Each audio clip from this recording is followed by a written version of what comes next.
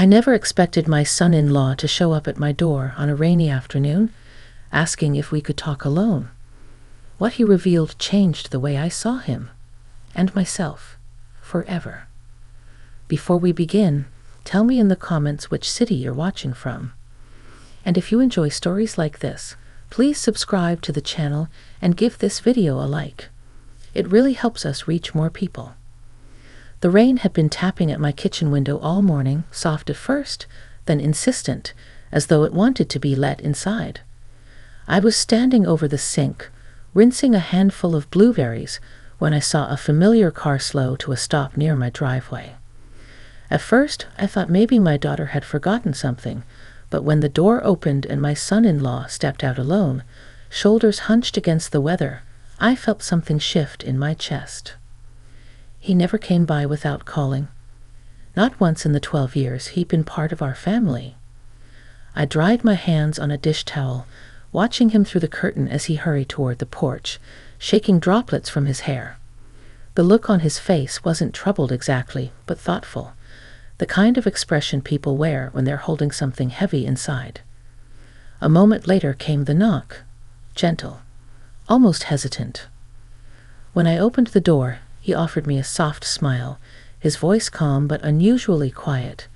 He said my name the way someone does when they has been rehearsing it in their mind. I stepped aside to let him in, noticing how he paused first, as though asking permission with his eyes before crossing the threshold. That small gesture told me more than words ever could. Whatever he wanted to talk about mattered deeply to him. He stood in the hallway for a moment, brushing water from his sleeves, glancing around like he was searching for the right place to begin. I motioned him toward the kitchen, where the warm light softened the room into something comforting. I liked my home that way, calm, lived in, quietly waiting. We sat down at the table, the rain a gentle rhythm behind us. He wrapped his hands around the mug I offered him, though he hadn't taken a sip. The steam rose between us, blurring his expression whenever he looked down. "I hope I'm not interrupting anything," he said, eyes finally meeting mine. "You're never interrupting," I told him, and I meant it. Despite the complicated layers that families often carry, he had always been steady, respectful, and patient. I admired that about him more than I ever said out loud. Still, I could feel a tension in the air, subtle, like the moment before lightning brightens a gray sky. He drew a breath and let it out slowly. I needed to talk to someone who would understand, someone who sees people clearly. I blinked at that. I wasn't sure when he had decided I was someone he trusted so deeply, but the realization settled over me like a warm blanket. I nodded gently, encouraging him to continue. He spoke about feeling overwhelmed lately, not with my daughter, he made that clear right away, but with life, expectations, responsibilities. The way age creeps in and changes the shape of things you once thought were solid. He said he didn't want advice. He just needed to say things out loud to someone who wouldn't judge him. The sincerity in his voice caught me off guard. It had been years since anyone had confided in me with that much openness. Ever since my divorce, I'd grown used to carrying conversations where I was the listener but never the one truly seeing. Something softened between us, not in a way that crossed any line, but in the way two people recognized their shared humanity. As he talked, I found myself studying the way he held his worries, tucked neatly behind each sentence. I noticed the small tremor in his fingers when he finally lifted the mug to take a sip. I saw how grateful he looked when I offered even a simple nod of understanding. The kitchen felt warmer than usual, the air filled with that unmistakable sense that a deeper connection was taking root. Not romantic, not improper, just unexpectedly meaningful. Like discovering a hidden room in a house you've lived in for decades. At one point, he paused, swallowed hard, and said quietly, "There's something else. Something I've been afraid to say." The rain seemed to stop for a moment, or maybe I just stopped hearing it. I leaned forward slightly, my voice low, steady. "You can tell me. whatever it is. What he said next would begin a series of moments I never saw coming, the start of a journey that would challenge old assumptions, bring hidden feelings to the surface, and teach me more about myself than I expected at my age. But that revelation, that comes next. He sat there for a long moment, hands clasped, eyes lowered, as if the words he wanted to release were sitting somewhere deep, reluctant to rise. I waited quietly. At my age, I'd learned that silence can be a gentle invitation. You don't rush people when their hearts are full. Finally, he lifted his gaze, and there was a sincerity there that stirred something warm and protective inside me. "I've been feeling alone," he said softly, "even when I'm surrounded by people, and it scares me." I didn't expect that. He was the steady one in the family, the one who smiled through difficult dinners and patiently listened when conversations became tangled. To hear him confess something so vulnerable made me see him in a new light, not as the man who married my daughter, but as a person with an inner world I had never glimpsed. He went on, choosing his words with care, explaining how the last few years had worn on him. Work demands, family obligations, the quiet pressure of feeling responsible for everyone's peace except his own. He said he admired how I handled things, how I seemed to move through the world with calm strength, even when life wasn't gentle. I tried to laugh it off, but he shook his head. "No," he said, "you don't realize it, but you make people feel understood. That's why I'm here." The words settled into me like embers, warm, unexpected, and stirring feelings I hadn't invited. Not improper feelings, but a deep recognition that someone saw me in a way I hadn't felt seen in years. He took a breath, steadying himself. "I didn't want to bother you, but I kept thinking about how you always listen without making anyone feel small. I needed that." I reached across the table slightly, not touching him, only narrowing the space between us in a gesture of reassurance. "You're allowed to feel what you feel," I said, "and you're allowed to be honest about it." For a moment, his shoulders dropped, the tension dissolving like sugar in warm water. He sighed, almost relieved. The house felt different, quieter, heavier, but in a comforting way. The kind of quiet where important conversations find room to unfold. Outside, the rain had slowed to a faint drizzle, the kind that leaves tiny beads on the window like scattered pearls. He rubbed the back of his neck, the way people do when they're trying to steady themselves. "There's more," he continued, "something I've been struggling to say because I don't want it to come out the wrong way." I felt my pulse shift, not from fear, but anticipation. I told him to take his time. "It's just," he hesitated, "I admire you in ways I don't know how to talk about. Not in a disrespectful way. I just feel connected to you. Like you understand parts of me I didn't even know needed understanding." I took in his words carefully, hearing not a boundary-crossing confession, but a heartfelt expression of emotional trust. Still, I could see how nervous he was, worried he had said too much or revealed something that might be misinterpreted. I offered a slow nod. "It's okay to feel connected to people who listen. That doesn't make anything wrong. It just means you're human." He blinked, relief softening the sharpness in his expression. "I didn't want you to think I was crossing any line." "You haven't," I assured him. "You're speaking honestly. I respect that." For a while, we simply sat there, letting the quiet settle again. I noticed the delicate hum of the refrigerator, the faint ticking of the clock on the wall, the gentle scent of the lemon candle I had forgotten I lit earlier. Everything felt steady, grounded, almost like the house itself was leaning in to listen. He finally sipped his tea, the steam brushing his face. "It feels strange," he said, "to open up like this. I didn't expect it to be this hard, or this comforting. It's been a long time since someone trusted me like this," I admitted. "It means something to me, too." The confession surprised even me. After my divorce, I had built a life that was peaceful but quiet, filled with routine and polite conversations that never reached very deep. To have someone, especially someone I already cared about in a family sense, speak to me with such emotional honesty stirred a part of myself I had almost forgotten existed. A part that longed to be needed. A part that longed to matter. He looked around the kitchen, as though seeing it differently now. "Being here, it feels safe," he said. I smiled softly. That's what a home should feel like. He leaned back in his chair, drawing another slow breath. I didn't realize how much I needed this. For the first time since he'd arrived, he relaxed fully, shoulders lowered, voice calmer.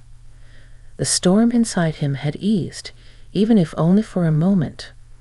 But just as I thought the conversation was winding down, he glanced toward the living room, then back at me with a thoughtful, almost hesitant expression.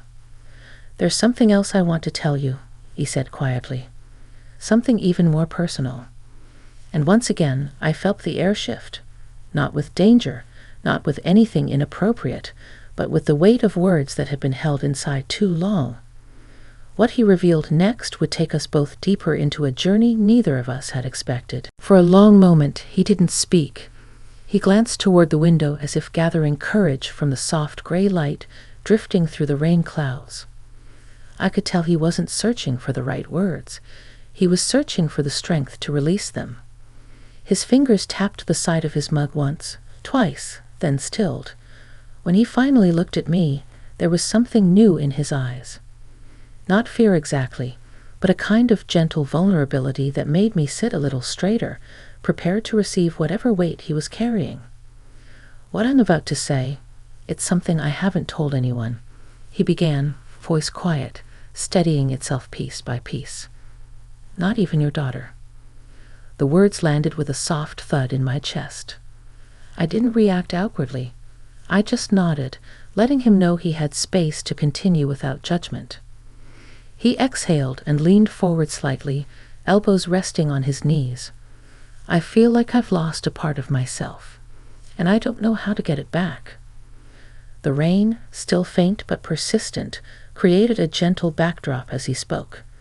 His expression held a mixture of sadness and determination, like he was finally confronting something he'd avoided for too long. "You know," he said, "when you get older, people assume you've got everything figured out, that you're stable, settled, confident. But the truth is, I feel more unsure now than I did in my 20s.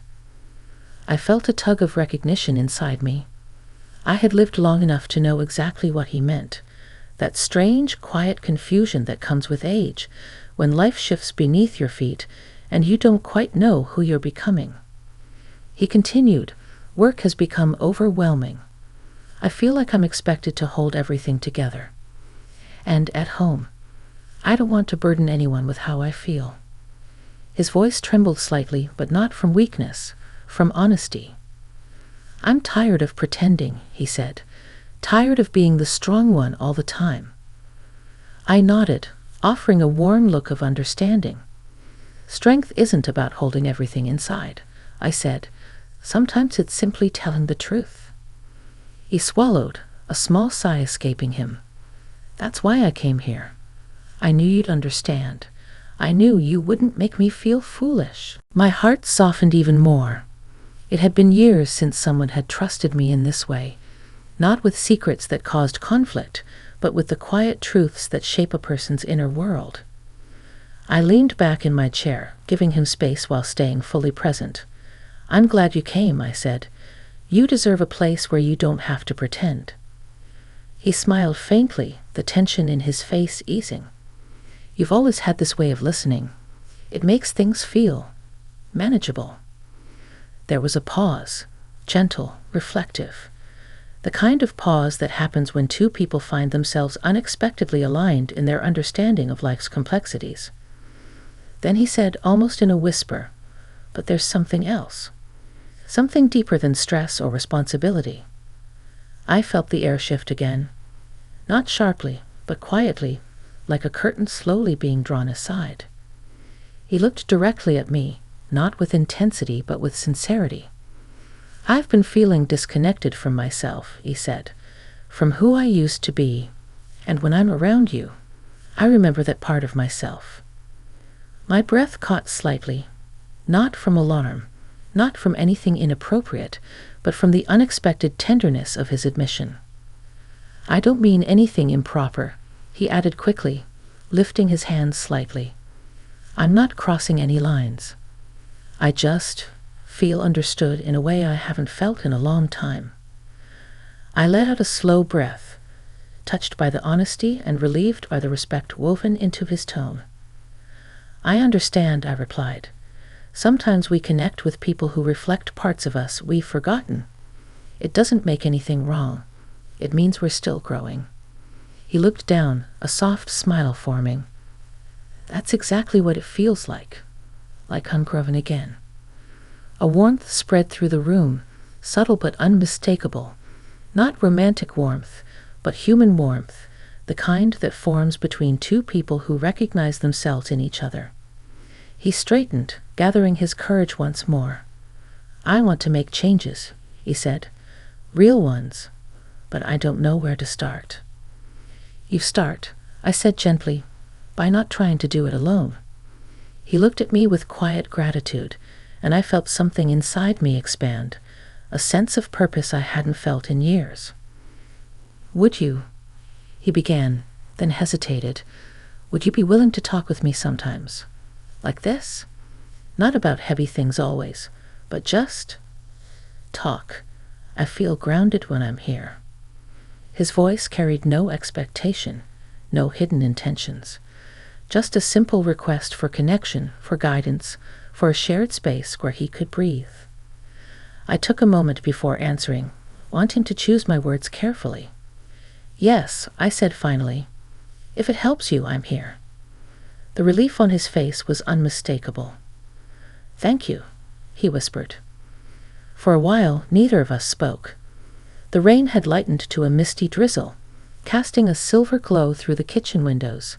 The world felt softer, more forgiving. Eventually, he leaned back in his chair, the heaviness in him noticeably lighter. "There's one more thing I want to say," he added, voice softer now. I looked at him, waiting.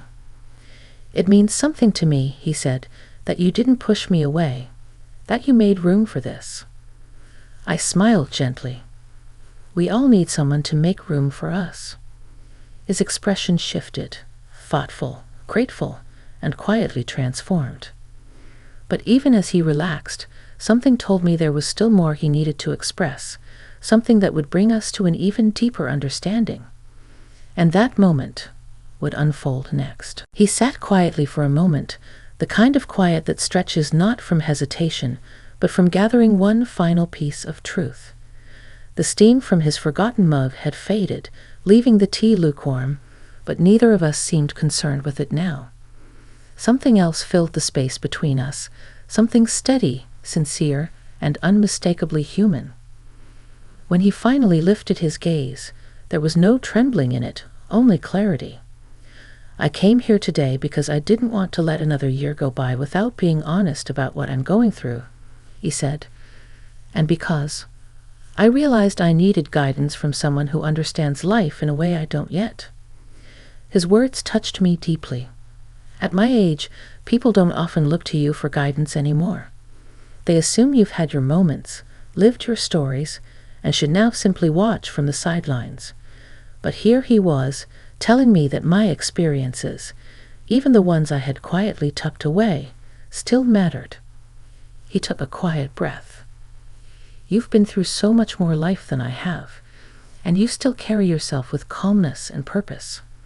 I want to learn from that."